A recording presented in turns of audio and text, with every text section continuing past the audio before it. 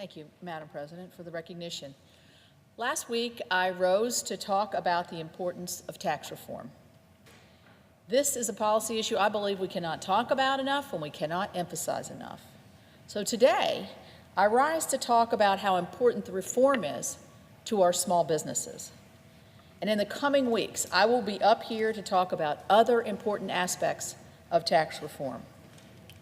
We all know, we're all from different states and different parts of the country, but we all know that small businesses are a major economic driver in our country. 95% of businesses in the United States are small businesses, and that number is even higher in my state of West Virginia. Small businesses employ more than half of West Virginia's workforce. Yet, our small businesses face a marginal tax rate as high as 39.6%. At the same time, their effective tax rate can vary widely. In fact, a CNBC survey showed that 22% of small businesses can't really say what their effective tax rate really is. So think about that. If you're a small business that's a partnership or an LLC, then your profits are going to pass through to you and be taxed at the individual rate. There are currently 7 individual tax brackets. Then you have credits and deductions, and then there's also self-employment tax. The list goes on. On top of that, small businesses can have Social Security and Medicare taxes, federal unemployment taxes, employment taxes, and that's not even taking into account state-level taxes like a state-level income tax or property tax, and more. So that's why businesses and individuals spend billions of dollars a year annually complying with the tax code. That is more than 18 hours for every man and woman and child in the United States of America. It's the equivalent. I like to think of this in terms of if you could, give me a visual here, that's basically 3 million people working full-time on taxes for small businesses at a cost of $195 billion. The point is, it's complicated. Our tax code is too complicated. And that's part of what tax reform is about, simplifying the tax code.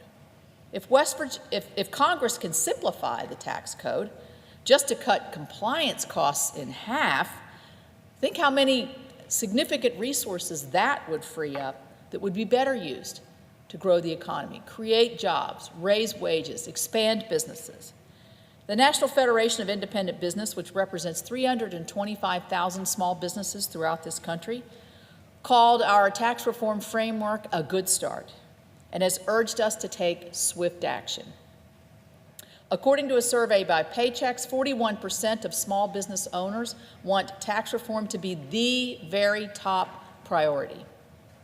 So, who will these reforms really help? We're going to have a long discussion on this.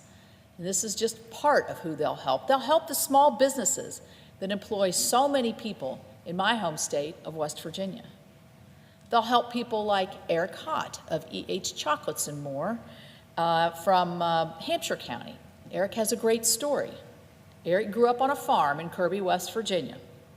His mother was from Hornburg, Germany, and growing up, his grandmother was always cooking something.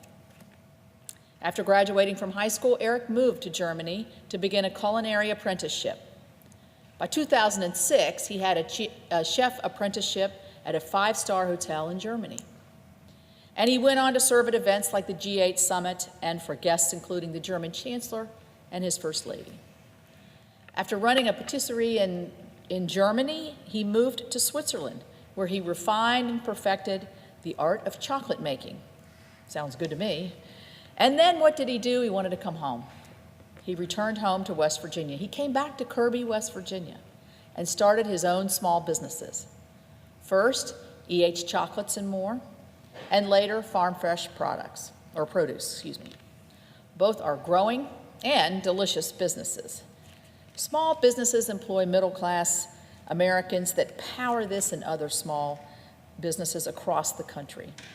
We need more folks like Eric, lots more, that are willing to take the risk that have a good idea, that want to stay and work in their own homes in rural America, and certainly in our state of West Virginia, who's at a major economic downturn, we need more Eric Hotz.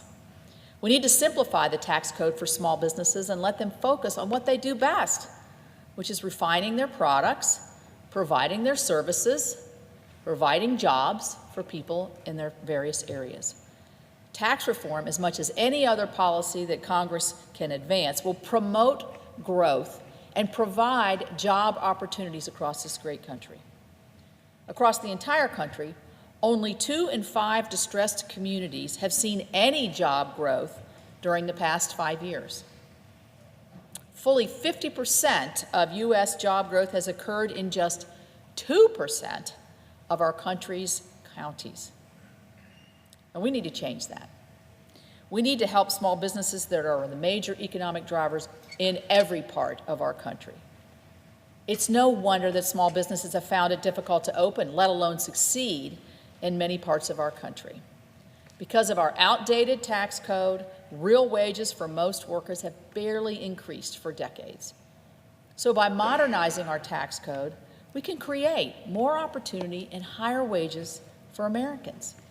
We can achieve a simpler system with lower rates. It's good for business and workers. And from the description I just put forward, it would be a big time saver too, and resource saver. And it would also, the best thing about this in terms of small business, it would lead to more jobs. Let's create an environment that leads to more investment in our states and continues to grow and build jobs. These are the changing, hard-working West Virginians and Americans are hungering for. In order to make West Virginia the best place to live and work, now is the time for tax reform. I look forward to working with my colleagues to make this a reality. Doing it will benefit so many, everyone in this great country. So thank you, and I yield the floor.